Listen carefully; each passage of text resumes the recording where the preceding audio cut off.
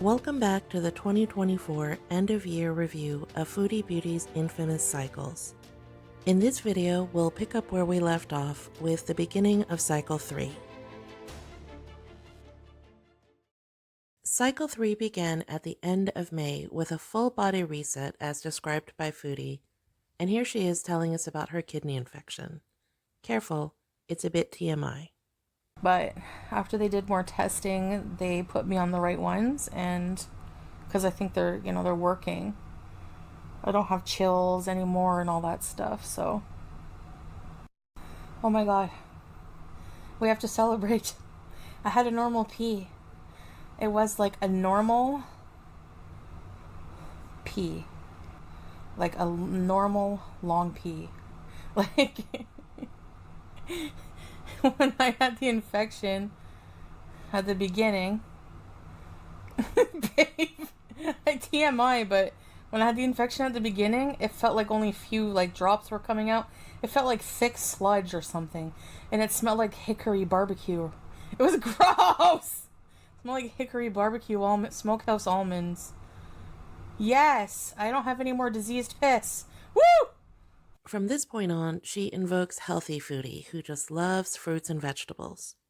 Okay, after about 3 days of not eating, your body will go into like a detox. Even if you don't believe in that crap, even people on keto, whatever, they go through like a keto flu, right? So your body, because your body is detoxing from all the crap you eat. I would eat crap like every day. So my body's used to being fed. I was a food addict, so, certain foods are highly addictive, and if you eat them every day, and then you don't give your body any of that, you're going to crash. Now remember, the end of the previous cycle was full of calorie-laden mukbangs, and that's what you'll see scrolling. This alleged full body reset comes after just a few days of not eating because she was sick. So my palate is completely reset. That's something that I don't ever want to have to ever do again. So I want to continue eating whole food, like really just whole foods, like anything that's a real food, basically. I want to eat it and not ever gorge on like artificial, disgusting, fried, I don't know. You know what I mean? What it made me realize is how like, I don't think if this didn't happen, I don't think I would ever stop like just shoving junk in my face, because like shortly before I became sick, I had like half a tub of ice cream, like just so fucking disgusting, like how I would just shove food in my face. And now I just like, I had like a full meal finally, and it was like such a small plate, and most of it was vegetables and lean protein, and I was so full, like it was enough food, and yeah, I've had it's just disgusting. Like I can't believe, like, just thinking about the amount of things that, like 3 packs of ramen noodles, like one package of ramen noodles has like the daily limit of how much you should eat in sodium, not to mention whatever other chemicals are in it anyway. Foodie's next video would further kick off the cycle with an official weigh-in. She also continues to lecture us about healthy eating. The weigh-in, which I'll put here, which is, yeah, you can see here. I won't remember it off the top of my head. But,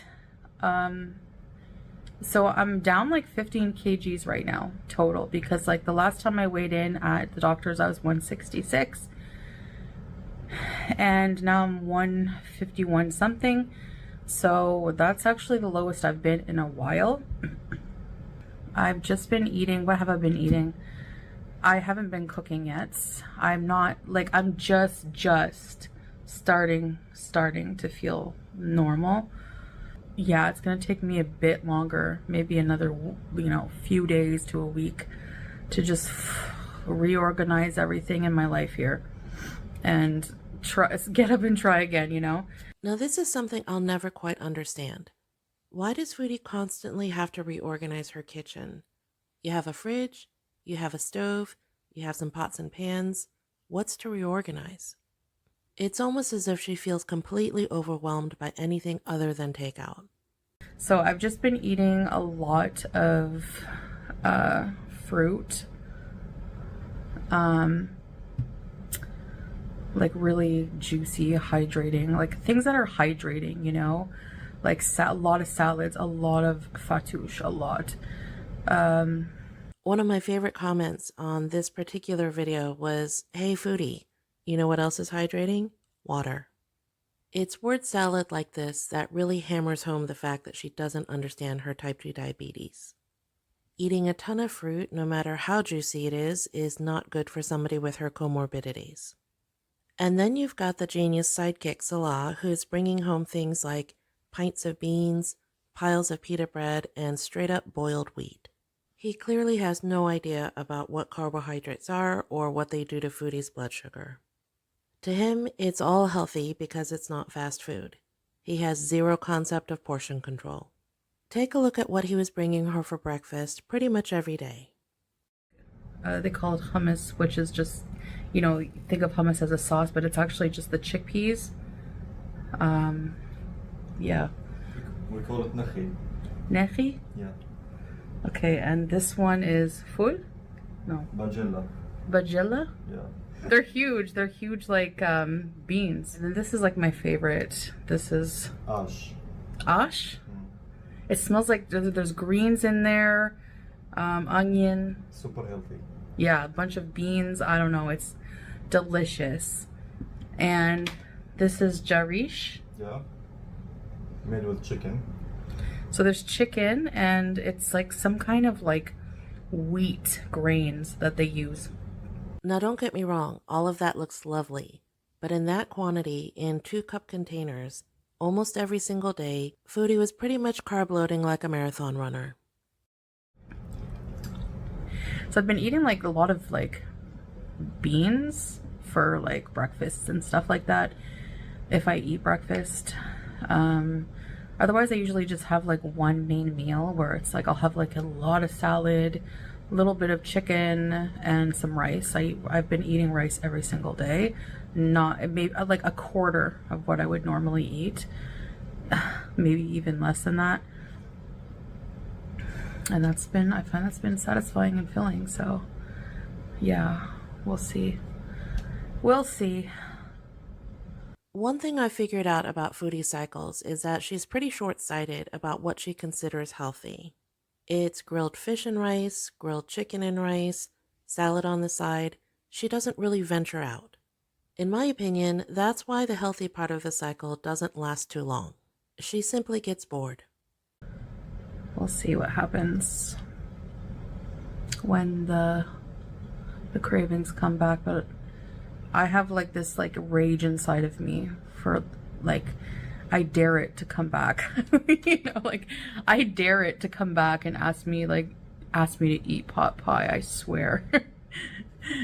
Do it. Ask me. Go on cravings, ask me to eat pot pie and see what happens to you. You're gonna get the biggest F you know. I'm not even like the thought of that doesn't even appeal to me right now. Honestly, it doesn't.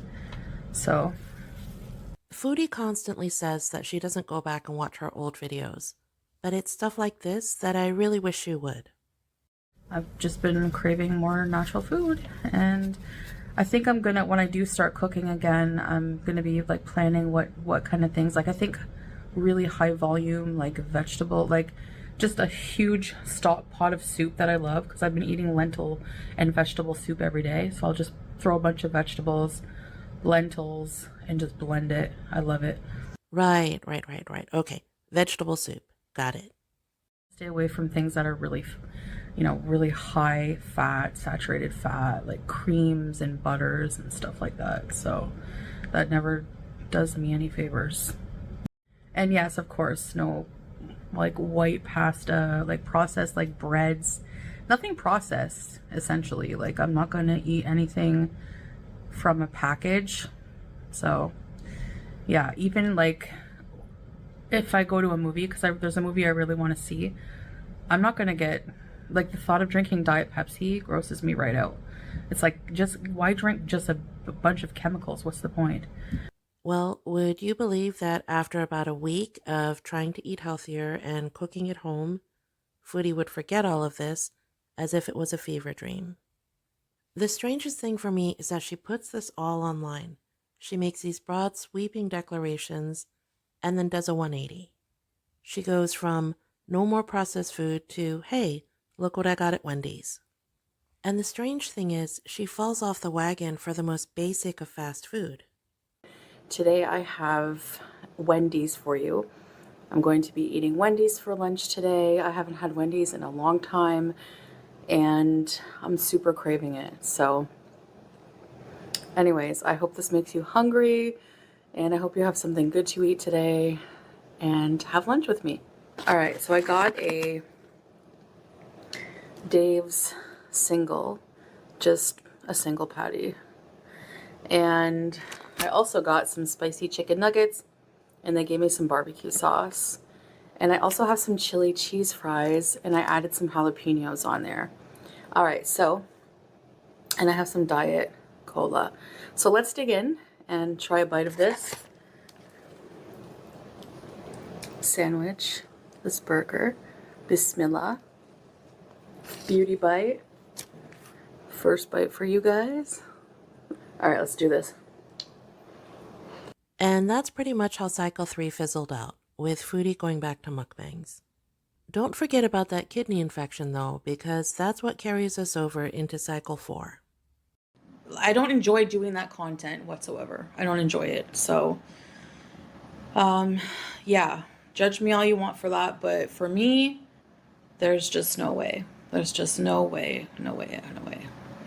I don't enjoy it. It depresses me even more. It makes me feel like losing weight and getting healthy is like a punishment. It feels like a punishment when I do that. Cycle 4 began with yet another medical mishap in early July of 2024. In a nutshell, Foodie went to the hospital for another kidney infection and was kept in observation for her diabetes complications.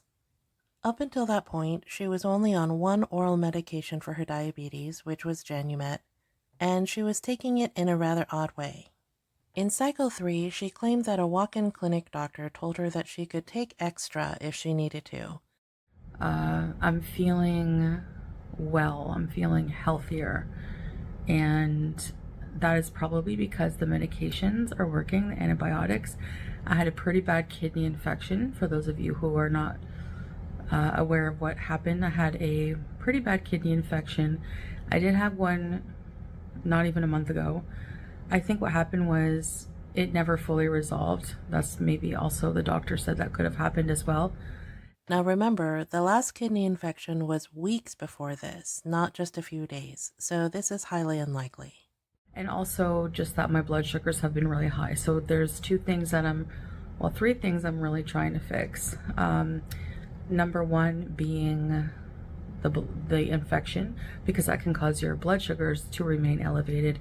My blood sugars are fluctuating, like they go lower, they go high, and they usually are pretty high right now, despite being on my medication and everything else. And so I'm trying to deal with that. I'm trying to deal with the high blood sugar, and I'm also trying to, of course, tackle this weight issue and get on a proper diet plan for that. Interesting choice of words. Tackle this weight issue. Is that in between mukbangs or without them?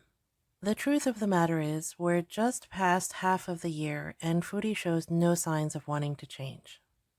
So I was put on insulin, and so far it doesn't seem to be very effective, but he put me on a low dose of like 5 units. So I'm injecting myself with that. By this point, a lot of people were speculating that an insulin prescription was exactly what Foodie wanted all along. She had already admitted to flexing her oral medication for type 2 diabetes so that she could eat whatever she wanted, and that didn't work anymore. After her monologue, Foodie showed us clips of her actual clinic and hospital visits. We can tell by the furniture in the waiting room that Foodie's back at the first clinic where she got her Janumet originally. Oh, to be a fly on that wall. See, Foodie was a non-compliant patient there. She never went back for her follow-ups. So this was the first time they had seen her since the initial diagnosis. They determined that she had a severe kidney infection and sent her along to the hospital, where she received IV medications and bed rest.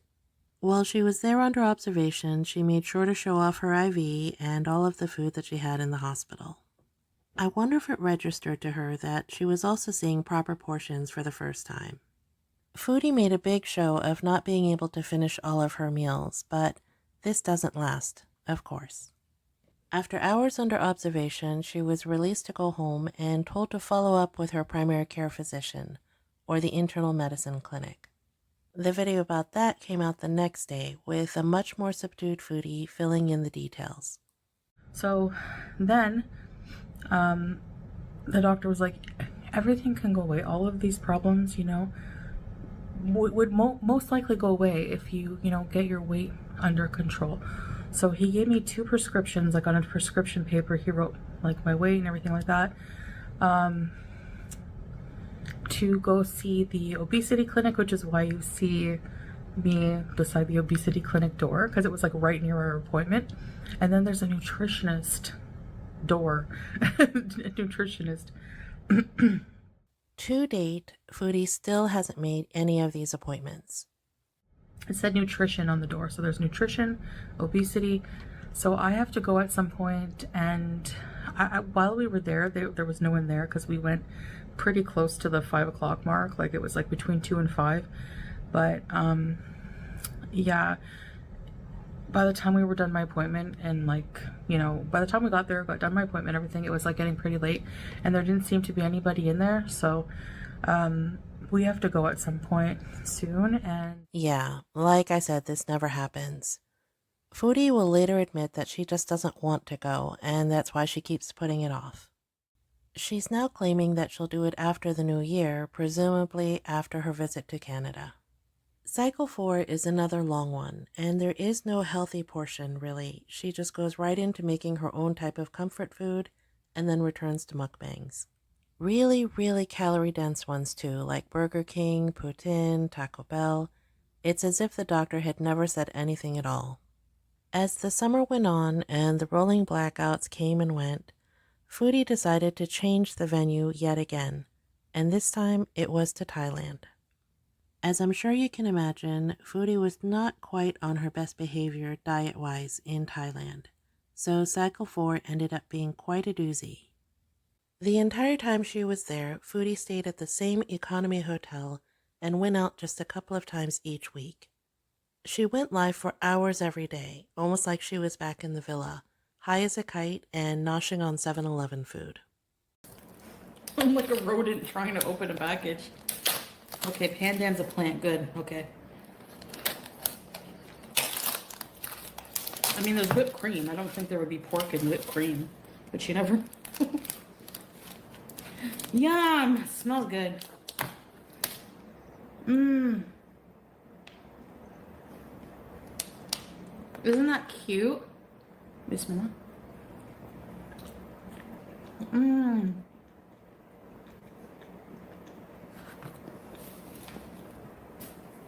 Those are so good, man.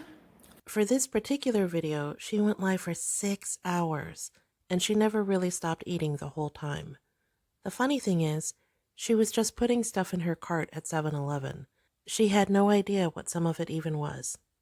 In addition to snacks from 7-Eleven, Foodie definitely had her favorite takeout items, and that included things like cheese popcorn and chicken skin.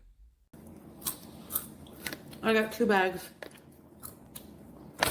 That's probably all I'm gonna eat today. Popcorn. I ordered it from the theater. They have delivery. And you can eat so much of it until you can't eat anymore.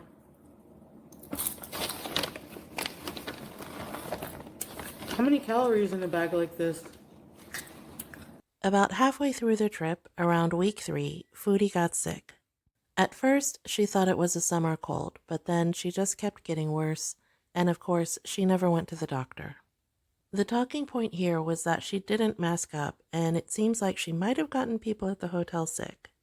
This affected her appetite, though, and it almost seemed like we were getting the beginning of cycle 5, but it was a false start. A really nice Caesar salad. It's monsoon season. And a piece of grilled chicken. And it came with a few sweet potato fries. So that was nice, and then that's all I had. I didn't order all night food, Taco Bell, Burger King, all this junk crap. So I went to bed actually feeling like really good. I'm like, okay, I can do this every day. If I can just make it to bedtime, a new day will begin, new set of calories. You have the opportunity to make good choices and feel good about it. Just remember this feeling. So that's what I'm trying to do. I'm trying to just like eat like a normal human. You know? This is a lot of protein. It must. Tofu, egg, and shrimp. Soon enough, Foodie was back to getting her takeout and edibles, getting so high that she messed herself eventually, on camera. Just gonna have some gummies. Gummy candy. Hey, YouTube lover. They're candy. That's all you need to know.